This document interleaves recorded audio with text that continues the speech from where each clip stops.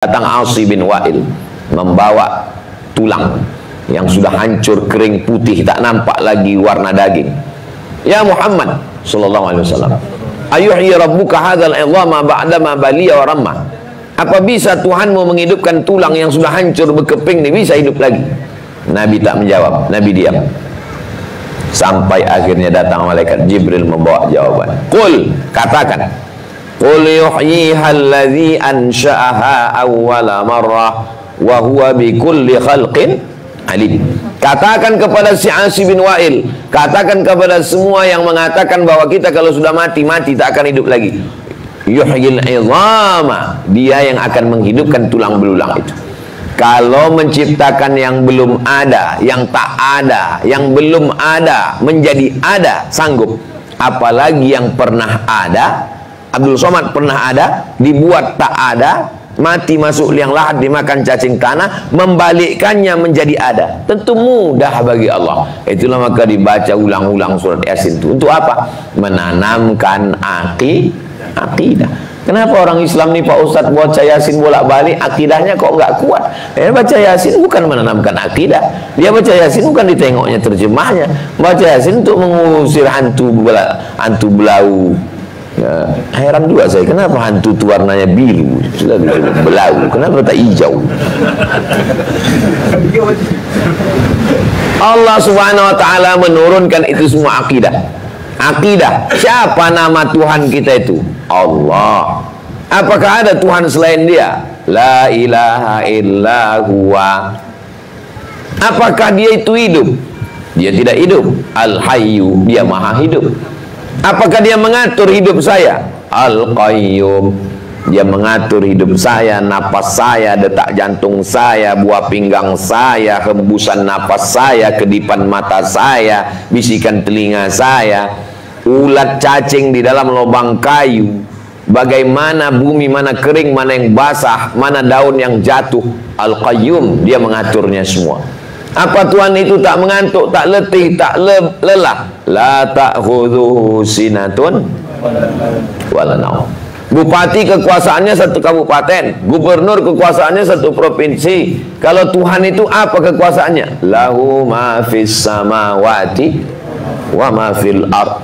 Ada yang bisa menolong selain dia? Man dzalladzi yashfa'u indahu illa biizni. Tahu dia apa yang terlintas di pikiran saya, apa yang terbersit di hati saya, apa yang ada tercakap di dalam otak saya. Ya'lamu ma baina aydihim wa ma khalfahum wa la yuhituna bi syai'in min ilmihi illa bima syaa'. Bagaimana kekuasaan dia? Wasi'a kursiyyuhus samawati wal ard. Apakah tak sulit dia menghitung manusia dari awal sampai akhir, dari dulu sampai sekarang yang akan datang?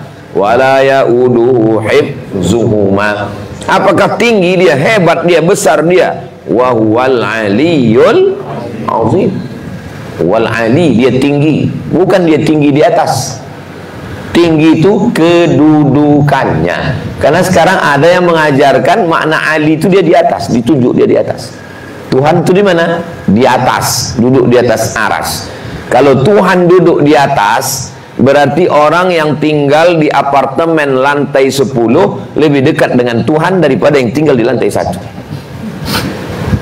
Allah maujud bila makan. Itu akidah Ahlussunnah wal Jamaah. Sebelum ada ruang, sebelum ada tempat, sebelum ada aras, sebelum ada tempat, Allah sudah ada.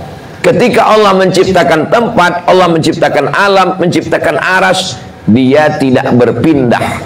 Kalau dia berpindah, berarti batal mukhalafatuhu lil hawadis. Itu perbedaan. Jadi jangan kita menganggap perbedaan kita ini perbedaan mazhab aja, sama dengan Maliki, Hambali, Syafi'i. Tidak. Ini perbedaannya dalam masalah akidah. Apa kata Imam Tahawi dalam akidah Tahawiyah? Allahu munazzahun 'anil jihati sitti. Allah itu suci dari 6 arah. Tidak di atas, tidak di bawah, tidak di muka, tidak di belakang, tidak di kanan, tidak di kiri, tidak di luar, tidak di dalam. Kenapa? Karena dia tak bertempat. Allah menurut Ahlussunnah wal Jamaah, Allah maujud bila makan. Allah ada tanpa tempat. Sebelum ada tempat, sebelum ada ruang, sebelum ada waktu, dia sudah ada. Ketika diciptakannya ruang, tempat, dan waktu, dia tidak masuk ke dalam. Kalau dia masuk ke dalam, berarti dia jisim, berarti dia fisik, dia tak bisa ditunjuk. Allah maujud bila makan.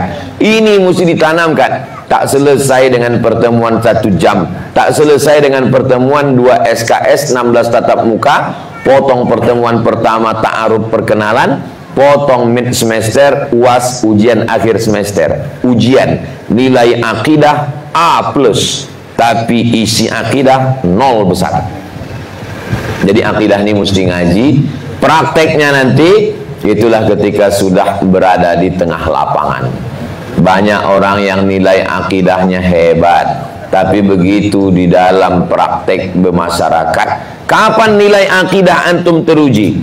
Ketika antum memikul beras, tetes puluh keringat uar air mata, tapi tidak digaji lillahi ta'ala. Itu baru ujian akidah.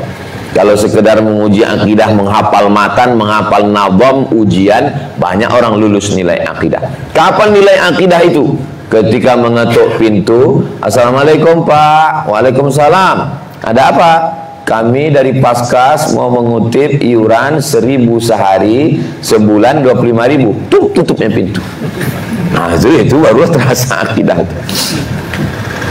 Banyak orang ketika di masjid bagus akidahnya, tapi begitu di luar masjid, itulah akidah. Kalau ada orang di masjid lurus akidahnya, pas masuk ke toko curang timbangan, pas bekerja di kantor curang anggaran, itu dia sama dengan memenjarakan Allah dalam masjid. Habis itu dikunjunginya Allah itu 5 kali sehari. Subuh datang dia, Allah apa kabar, katanya. Habis itu pergi dia lagi. Zuhur datang dia lagi. Habis itu pergi dia buat dosa, buat maksiat. Ada yang lebih parah lagi. Bukan di masjid dipenjarakannya Allah, dipenjarakannya di Makkah. Habis itu buat dosa dia, buat maksiat dia, buat dosa dia, buat maksiat dia, menjual aurat dia. Habis itu menutup jilbab panjang, pergi dia ke Makkah, menangis di pintu Ka'bah. Streaming gua loh. Habis itu balik lagi ke tanah air, buka, buat maksiat lagi, diwawancarai sama wartawan. Mbak, kemarin waktu di umroh jilbabnya penuh. Ini kalau sini, ini kita profesional aja. Ini tuntutan kerja. Nah, nanti kita kan bisa bertobat. Apa bedanya dengan Abu Jahal Abu Lahab?